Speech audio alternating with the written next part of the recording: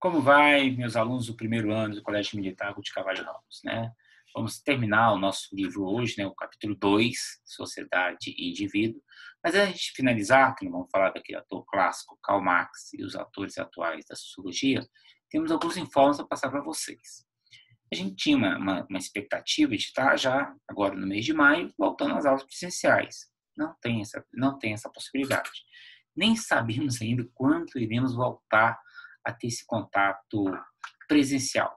Por isso, seguindo até uma conversa que eu tive com a coordenação da escola, eu tinha elaborado questões para vocês entregar quando voltar à atividade presencial, a gente debater as questões e corrigi-las.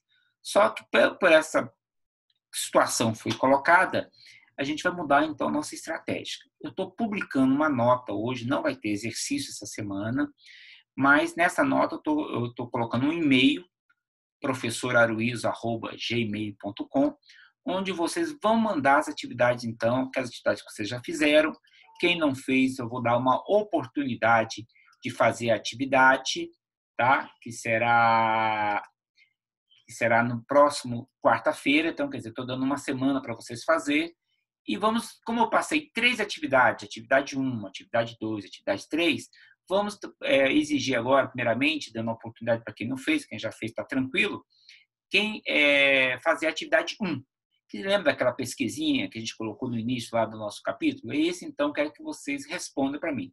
Pode responder pelo e-mail, que eu vou passar, né? Manda o arquivo no e-mail, ou vocês podem responder no próprio fórum. Vai lá, bate tudo no próprio fórum, que eu também estarei recebendo as atividades. Professor, quanto que vai valer? Na ideia inicial, seria aquelas atividades, 2 pontos, né? Atividades complementares. Mas a própria direção da escola percebe, então, que essas atividades online ela tem que ter um valor maior. Então, na conversa com a coordenação, ela falou que estão discutindo lá, de dar um valor maior a essas atividades. Por isso, eu quero que vocês me entreguem, que eu vou corrigir, vou conversar com vocês, ou no próprio fórum, ou nessas videoaulas, algumas questões, tudo bem? Então, essa é uma nova orientação que já está publicada para vocês. Sem exercício essa semana, mas com atividade. E a atividade 1 já tem data para entregar, dia 6 de maio. Isso e a atividade 2 e 3. Foram 3 atividades que eu passei para vocês de exercício. Essa primeira foram 4 questões, a segunda foram 3 questões, a terceira foram 2 questões. No dia 6 de maio, a gente vai, então, vamos receber essa primeira. É muito aluno, né, galera? Nós estamos falando de 550 alunos. Se todo mundo entregar, eu tenho que ter um tempo também de analisar, de corrigir, de ler, para dar devolutivo. Por isso, o que eu vou estar cobrando agora é só a atividade 1, que eu passei para vocês, tudo bem? Agora vamos lá, então, nossa aula, finalizando o capítulo nosso, o capítulo 2, Sociedade e Indivíduo. Lembra que nós falamos dos autores clássicos, né? Falamos sobre Durkheim, falamos sobre Max Weber na aula passada, falamos sobre a pandemia, que eu achei interessante, um tema importante, porque é um tema que pode ser tratado de forma sociológica. Agora nós vamos falar do terceiro autor, que é o Marx. E agora eu vou colocar o óculos para ver as minhas anotações, né? Para a gente começar nosso debate aqui sobre isso. Bom, em relação a esse tema, sociedade e indivíduo. Se a estrutura social se manifesta individualmente, isso é uma ideia durkheimiana.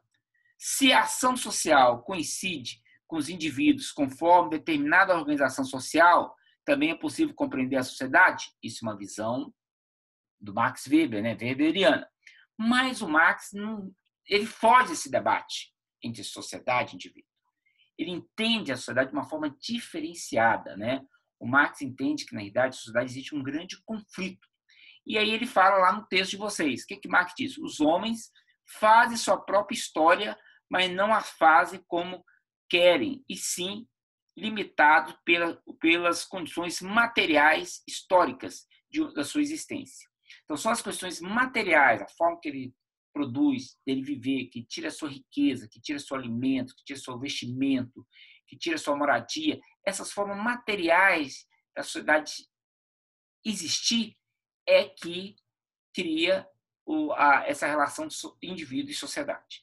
Então, Marx ele analisa muito mais as questões econômicas do que as questões sociais. Não que ele não coloca as questões sociais. Então, Marx trabalha no conceito de conflito. Existe conflito. Qual é o conceito de classe social, então, do Marx? É o conflito entre proprietários dos meios de produção, são os donos de terra, donos de fábrica, donos dos maquinários, donos de bancos, né, grandes comerciantes, e entre os meros trabalhadores. Seria hoje, dentro dessa nova organização do capitalismo, que se deu no século XIX, livres e assalariados. Eu falo isso hoje. E no próprio século XIX, o Brasil teve essa triste situação, foi o último país do mundo a libertar seus escravos. Essa ideia da liberdade foi uma ideia muito implementada pelos ideais iluministas, pela Revolução Francesa e pelas revoluções burguesas do século XIX. Tanto que quem forçou o Brasil a libertar os seus escravos, acabar com o modelo escravocrata, foi a própria Inglaterra. A Inglaterra é o primeiro país, né, que vai, vamos dizer, se organizar de forma, onde aconteceu a Revolução Industrial, de forma capitalista. Ela vai forçar o Brasil a libertar os seus escravos. Então, existe um conflito, uma briga entre proprietários dos meios de produção e trabalhadores. Essa é a ideia marxista. E onde Marx tirou essas ideias? Marx vai tirar suas ideias num conceito muito interessante chamado modo de produção. Ele vai analisar toda a sociedade de forma histórica e a partir daí que ele vai, então, fazer a sua interpretação da sociedade. Ele vai dizer que, em vários momentos da história, os homens se organizaram para produzir as suas riquezas, seus bens materiais, as coisas que fazem as pessoas viver, né? Só para viver tem que comer, tem que se vestir, tem que ter moradia, tem que se dialogar, tem que conversar. Então, ele chamou isso chamado modo de produção. Ele analisou 4 modos de produção na sua vasta obra lá do Capital. Primeiro modo de produção, que ele chamou de modo de produção asiático, que seria aquela sociedade montada lá no Egito Antigo, né, na Mesopotâmia, né, onde a gente estuda a história antiga. Aquela forma de organização onde os proprietários dos meios de produção seria quem? O faraó, a sua família, os sacerdotes, né? O faraó era um deus, era considerado o próprio deus. E a maioria das pessoas que trabalhavam não eram escravos, eram o que chamavam de servos. Ele servia ao Estado. Essa relação, esse modo de produção, o Marx denominou de uma produção asiática, porque analisou lá no Egito e na Mesopotâmia, né, antiga. Depois, outro modo de produção, que ele chamou de modo de produção escravocrata. Onde começou esse modo de produção? É na história da Grécia Antiga e de Roma Antiga. Quer dizer, existia uma classe de proprietários de terras, proprietários de escravos, que comandavam, né, a sociedade, seus vários modelos de organização política, né? Foi na Grécia Antiga que surgiu o conceito de democracia, em Atenas, mas em Roma viveu a República, depois viveu o Império, de forma de organização. Mas quem sustentava a sociedade era o trabalho escravo. Tinha camponês pobre? Tinha, mas a maioria das pessoas era escravocrata. Esse modelo da modo de produção escravocrata, em Roma Antiga, ele acabou por quê? Porque ele precisava de sempre reposição de mão de obra, constantemente mão de obra. Então, Roma foi se expandindo, foi conquistando, e massas de povos conquistados entravam dentro do Império Romano e eram escravizados. Chegou um momento que Roma não conseguiu mais expandir. Ela se limitou, ela não conseguiu mais crescer mais territorialmente. E a partir daí, que foi mais ou menos no século II e III depois de Cristo, começa então a iniciar a decadência do Império Romano. Aí vem os povos bárbaros que vão invadir, né, vão acabar com o Império Romano, mas porque o Império Romano, o modelo já não sustentava mais, entendeu? Porque havia cada vez mais uma diminuição dessa mão de obra que sustentava o modelo escravocrata, que era o modelo do Império Romano. Com a entrada dos bárbaros, eles vão iniciar na Europa, isso é uma análise do Marx, um novo modelo, um novo modo de produção, que eles chamam de modo de produção feudal. Aquela relação, né, de vassalagem, né, de senhor e servo, né? O cara não era escravo, mas ele era preso à terra e ele tinha obrigações ao senhor feudal, ao dono da terra. Esse modo de produção foi caracterizado como modo de produção feudal, que existiu aí. A partir de 1500, começa então a ter, na verdade um pouco menos de 1500, a gente fala de 1500 por causa das grandes navegações, mas antes mesmo as cidades italianas faziam esse comércio Oriente e Ocidente, o comércio foi dominando, foi começando a trazer produtos e se interessar. E a partir daí, nas cidades, começou a existir uma vida urbana uma vida mais comercial, onde as chamadas feiras, né? Muitas cidades europeias começaram com feiras, que era um espaço de troca de produtos. Surgiu, então, uma nova categoria social que nós chamamos, que o Marx chamou de burguesia. Essa burguesia são, na realidade, investidores, são pessoas, na realidade, a palavra hoje nem são investidores, chama empreendedores, que foram se enriquecendo, foram acumulando capital, e, a partir daí, foi gestando um novo modelo que o Marx chama de modo de produção capitalista, que é o modelo atual que a gente vive hoje. É um modelo onde baseia nas relações do dinheiro, né? Do dinheiro investido, que ele chama de capital. Esse modo de produção capitalista. Então, nessa história dos modos de produção, o que o Marx falou? Existe, então, uma constante luta de classe, entendeu? Sempre nesse modo de produção, sempre tem interesses antagônicos aí, sempre disputando. E no modo de produção capitalista hoje, tem essa imagenzinha que eu tirei de um outro livro, mostra, quer dizer, as relações de produção, que é a relação entre o burguês e o seu funcionário, né, o seu trabalhador, e o burguês ele determina a hora trabalhada e o que ele quer pagar ao trabalhador. O trabalhador não tem mais o controle do que ele produz. No período feudal, o trabalhador tinha uma parte era para ele, a grande parte era para o dono da terra, mas ele tinha um controle daquilo que era para ele, que ele podia ser para ele. E as chamadas forças produtivas, que no capitalismo, a Revolução Industrial ela trouxe o quê? Trouxe uma enorme quantidade de maquinários, de tecnologia para a produção. Então, existe essa relação entre a relação de produção do burguês com o que o Marx chamou de proletariado, né? E mais as forças produtivas, que é aquilo que utiliza. Isso que gera, então, o modo de produção capitalista. E esse modo de produção capitalista, o Marx fez uma análise assim, existe a infraestrutura e a subestrutura. O que é a infraestrutura? Essas são essas relações econômicas que determinam a organização da sociedade, mas ela produz o que eles chamam de superestrutura, que seria, então, a que nós chamamos hoje das ideologias que dominam o mundo. Nós estamos subordinados a esses pensamentos, né? Defendemos as relações liberais, defendemos o empreendedorismo, defendemos a possibilidade de ascensão social de uma pessoa que trabalha. Na realidade, nós somos hoje escravizados pelo dinheiro, né? O dinheiro que molda a nossa sociedade. Essas relações, o Marx chama de subestruturas, relações ideológicas. A subestrutura estaria o quê? A filosofia, a ideologia, a política, a cultura, tudo que está além do econômico. O econômico seria a base.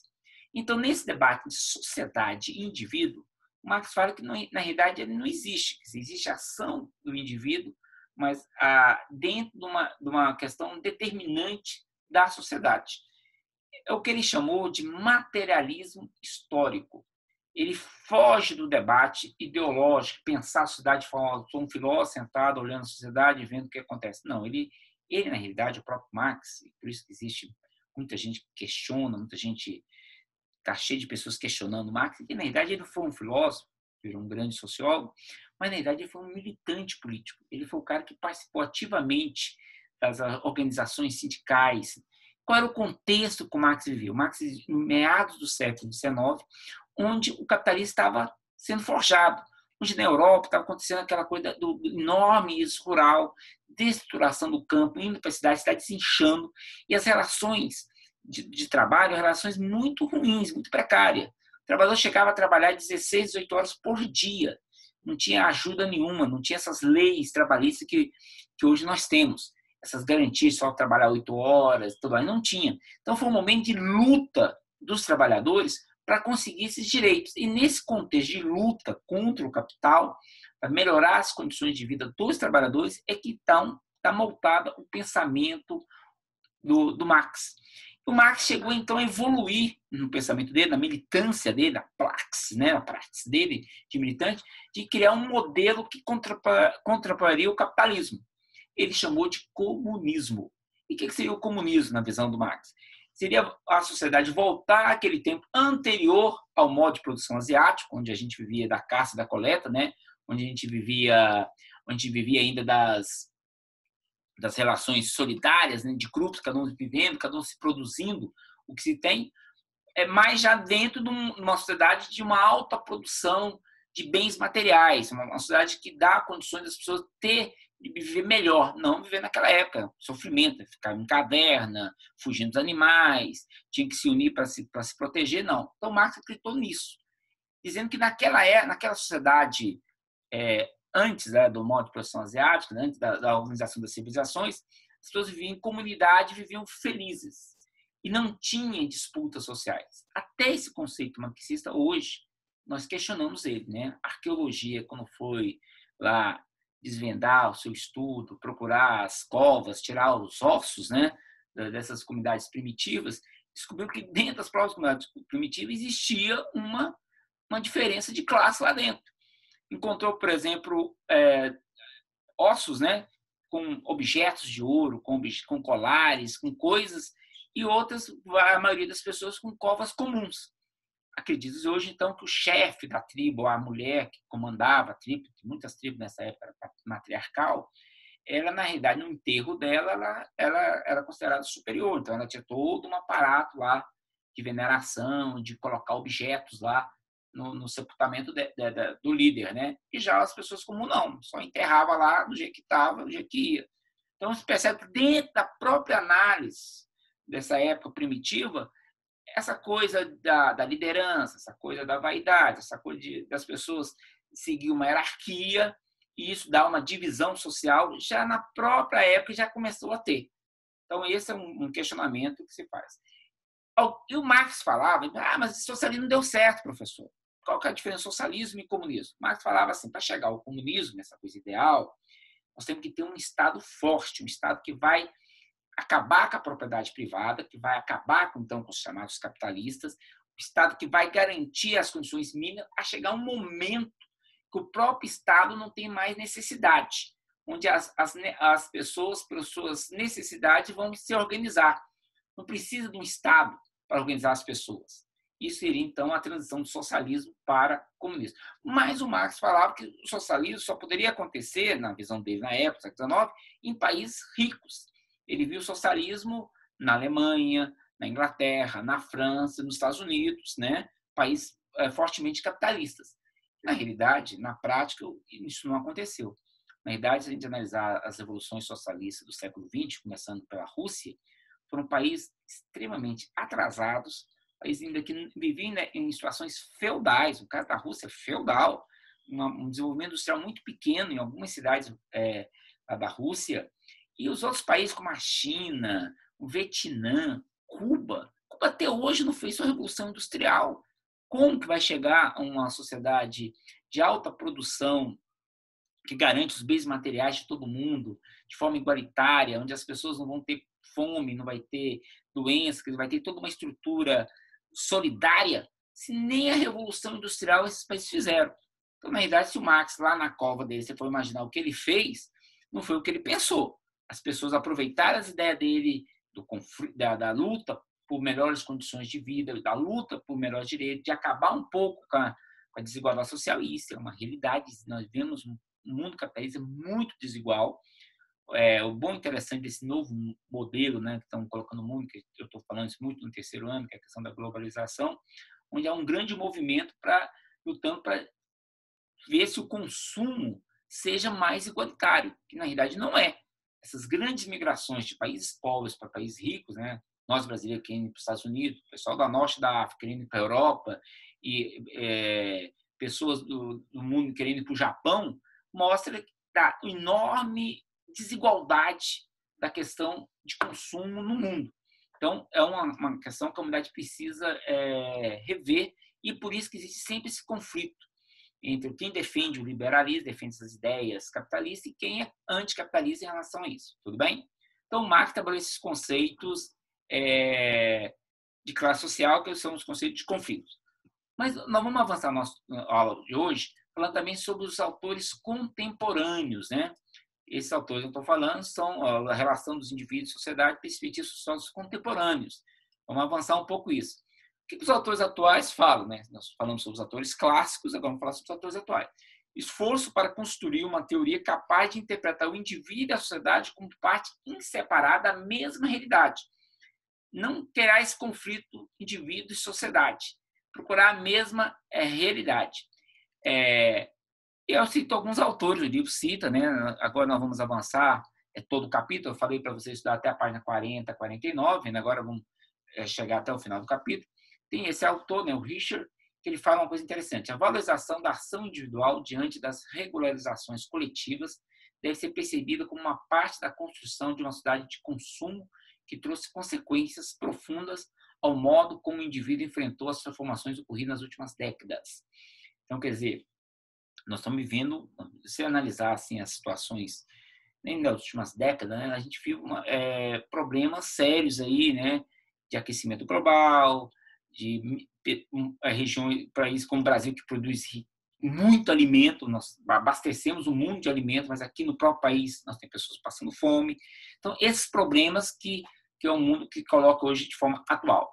Tem um outro autor interessante, que é o Maurício, né, que no ambiente urbano, as interações entre indivíduos e sociedade desenvolvem identidade de pessoas coletivas construídas em um processo de equilíbrio entre a interpretação da realidade que o indivíduo experimenta e as condições de matéria da sua vida cotidiana. Lembra aquelas ideias com Marx, que o Marx, na realidade, é o cara que influenciou muito o mundo moderno hoje. Hoje a gente pode falar, no ponto de vista do debate teórico, antes e depois de Marx. Os próprios antes-marxistas, que não concordam com Marx, mas tem que fazer a referência ao que ele fala, entendeu? Então, esse debate hoje é um debate que tem uma parte do livro que eu achei interessante, que eu não coloquei para vocês, mas eu vou ler, que é do outro autor, que ele fala sobre a questão das epidemias. Por isso que eu achei interessante. Então, o livro de vocês, na página 51, no início, o autor é o Anthony Giddens, né? Os nomes, é o sociólogo britânico, né? E ele fala aqui no início da página 51 uma coisa interessante que eu achei. Giddens defende que o modo de vida que teve início no século XVII, lembra que esse debate que a gente conseguiu, chegou ao seu ápice, de maneira que estaríamos experimentando um momento de radicalização da modernidade, do pós-moderno. Essa radicalização das formas de relacionamento, das instituições, nos traria algumas consequências da modernidade, entre aspas. Isso é, viveríamos em uma época de incertezas, de um lado, e de reflexibilidade de outros. Tais incertezas seriam situações de risco às quais estão submetidos sujeitos às sociedades contemporâneas. Olha que legal o texto dele. Como uma epidemia global ou uma outra guerra. Esse livro, gente, ele foi publicado em 2013, né? 2015, agora teve a publicação do livro. E o cara já falava isso lá atrás. O mundo está tão conflituoso, as relações estão mudando muito, quer dizer, hoje não existe mais fronteiras, né? Hoje as ideias, o dinheiro, o capital estão cada vez mais global. Isso vai levar a problemas. E um dos problemas que ele colocou lá atrás, uma epidemia global. É exatamente o que estamos vendo hoje, entendeu? A radicalização também daria maior flexibilidade em incorporações reelaboradas, situações e informações de cotidiano aos indivíduos, tendo em mente que isso reexaminaria consequência às práticas sociais que lhe confere maior autonomia. Então, hoje a gente está vendo esse movimento, essa onda, que é a onda da individualidade, né? Da individualidade. Então, só concluindo, né? Eu quero que vocês trabalhem, então, da página 40 à página 53 do livro de vocês. E aquele exercícios iniciais, né, que eu pedi para vocês, né, exercícios iniciais, aquelas 4 questões, eu quero que vocês então façam. Eu irei publicar então um e-mail para vocês, será professoraroizo@gmail.com. Você pode mandar para o meu e-mail, eu vou colocar tanto lá na página de vocês, como eu vou colocar também no fórum, vocês podem responder pelo fórum, que são essas 4 questões, e eu vou dar um prazo até o dia 6 de maio. Ah, professor, eu já terminei, já fiz isso. Beleza, coloca hoje mesmo, quarta-feira. Eu já vou até começar a ler e vou ver se consigo dar as devolutivas. Quem ainda não fez, por algum motivo, né, entrou agora no G8 da plataforma da escola, e tem até quarta-feira para entregar. O que é a pesquisa? O que é indivíduo, o que são as relações sociais, o que é a socialização e o que é uma instituição social. Só onde eu vou responder isso aí? Pelo livro? Não. Vocês vão pesquisar na internet. São pequenos conceitos, não são nada, coisa ampla e grande. São pequenos conceitos que, na realidade, ele faz a conclusão o que nós estamos trabalhando com vocês. Então, boa semana para vocês.